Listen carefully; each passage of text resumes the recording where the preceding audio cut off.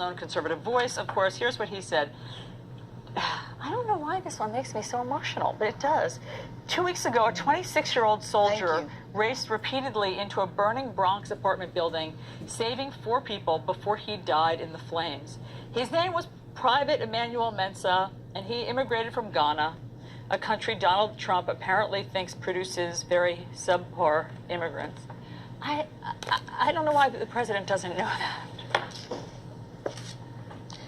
Here's a couple of things, Allison, and you have me emotional because of your emotion. And yes, Allison, look here, girl. Those tears, I'm not even sure if it's real or if it's fake. That's my first question to you. Secondly, if you are so emotional, you're so moved, you're so touched because of the word that Donald Trump spoke, please, can you name one individual that you have helped in Africa? One child, girls in the age of 10, 12, 15 years old, they prostitute their bodies to men that are 30 and 40, 50 years old for $10 a day because of poverty. They are kids 5, 6, 7 years old with pot bellies. They have to dig out of the garbage. They and the dog fighting for something to eat, scavenging for food in the trash can in Africa. No electricity, no running water, no plumbing. The roads full of potholes.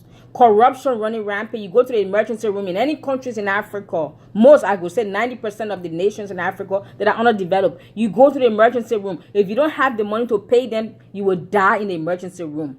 So this, your tears, you crying, I don't know if it's real, because if it's real, I want you to please help me to utilize and take your tears and convert it into some resources to send to Africa. This statement that Donald Trump supposedly and allegedly made, it has sparked something in my heart to prove to you and the rest of the world that you never love Africa. Because if you do, your so-called emotion and tears, it will drive you to do something to make the continent of Africa great, that such a statement will never be uttered out of anyone's mouth ever again. Thank you. Trying to report without getting emotional. You have a president, and this, the onus is on those who in this country who voted for him or didn't vote. And I think back to something Maya Angelou said, when someone shows you who they are the first time, believe them. The African American community was screaming when he kept saying, make America great again.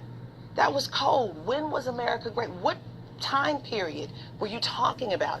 And then you have a president who could not get it right when it came to issues of Charlottesville.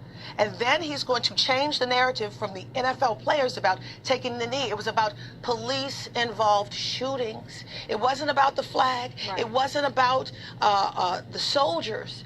And it wasn't about this country. It was about changing the dynamic to stop what's been going on for hundreds of years.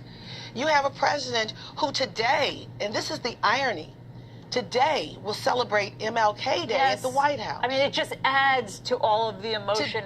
Listen, Allison, you and this, your emotions. I want you to take those tears and take it to the bank. We need money. We need resources. We need clothes. We need shoes. We need schools and hospitals and factories, free clinics, free hospital, health care. We need. I'm not moved. Listen, I'm an African and I'm a Trump supporter. I'm not moved by all you guys' tears, your emotions, and your sentiments. Please, let your emotion and your sentiments and your tears drive you to change the condition of Africa. Can any of you please show me any evidence that you have helped anybody in Africa out of poverty before you want to come and talk nonsense? Show me. If you haven't done it, no problem. You have a chance to do so now. I have started a revolution. Unlike you guys, I'm not going to allow my emotions to I get angry. Then 3 months later, if Donald Trump may come and say something outlandish and you get emotionally, you're all tearing up for what? But meanwhile, there are babies in Africa that haven't eaten for days. There are babies and children in Africa right now that are dying from diseases that the West have eradicated because of simple vaccine. And you crying? Let your tears drive you to do something and change the condition of Africa and Africans. Otherwise, I'm not interested in your tears, ma'am. Adds to the horror of... Right. And but listen to this. And then you also, today is the 8th anniversary of that deadly earthquake in Haiti. Yeah. But you also have a president who can't get the name of Tanzania right. He calls it Tanzania. He can. Excuse me. Are you kidding me? Is she serious? So now Donald Trump is a racist because he didn't pronounce the country Tanzania. He called it Tanzania. However, she said, really? Excuse me, man. I'm an African. Many times I butcher other African names. So you're going to say I'm not a real African now? Excuse me. This is what I'm talking about. Blacks. Us black, the black African race all over the world. We are full of emotions and sentiments. That's it. I want to challenge all of you who are so provoked, you are so angry, you are so outraged, you are so hurt by the statement Trump made. Wonderful. Thank you for your emotions and your sentiments. However, I need your resources. I need you to back up your emotions and your sentiments with some resources to show me that you really care for Africa. And this is not all these tears and sentiments and outrage. It's not just to further your political agenda. Show me what you mean. I have an organization I just started. That's what provoked me. That statement that he allegedly or said or didn't say, it provoked me and it challenged me as an African living in America to say, you know what? There's some truth to Donald Trump's statement. Now I can choose. I can have one or two things. I can choose to do one or two things. I can be emotionally stirred up and allow his statement to offend me and insult me and rant on, or I can use his statement to challenge me to change Africa and make it better. What will it be?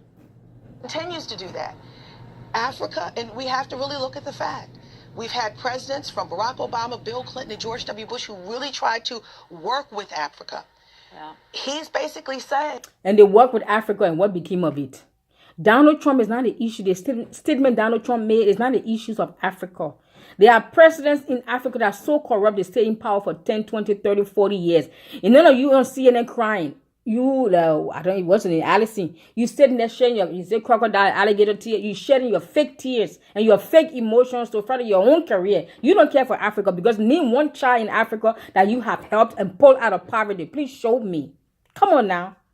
All those presidents in Africa, you crying, let me give you reason to cry about. Those same politicians in Africa who call themselves presidents in Africa. Each time they get into power, one man stays in power for 20, 30, 40 years.